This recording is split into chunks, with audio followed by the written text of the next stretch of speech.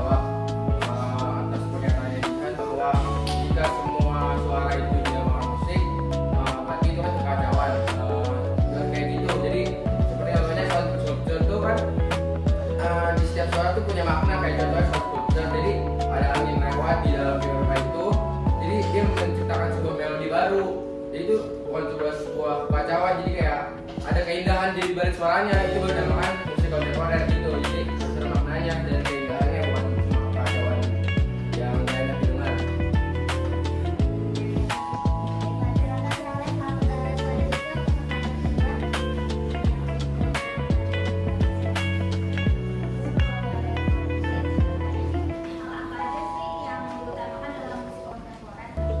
Terima kasih atas pertanyaan Siti.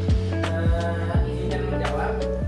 Keutamaan pada musik kontemporer yaitu pada ide kreatif, lalu kebebasan berekspresinya, dan kebaruan atau inovasinya seringkali melepaskan diri dari konvensi tradisional yang kaku dan kuno untuk menciptakan suara unik relevan dengan masa modern.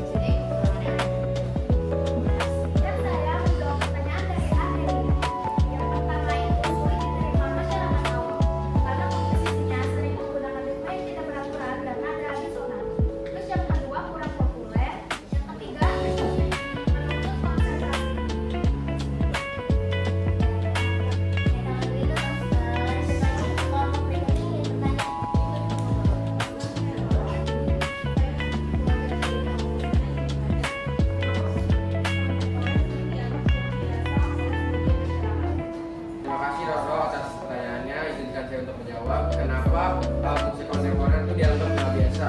Karena pastinya kontemporer itu menggunakan alat-alat yang tidak seperti biasanya di musik-musik musik klasik, seperti kayak pakai gelas kayak gitu, pakai pipa-pipa di jalan, seperti itu.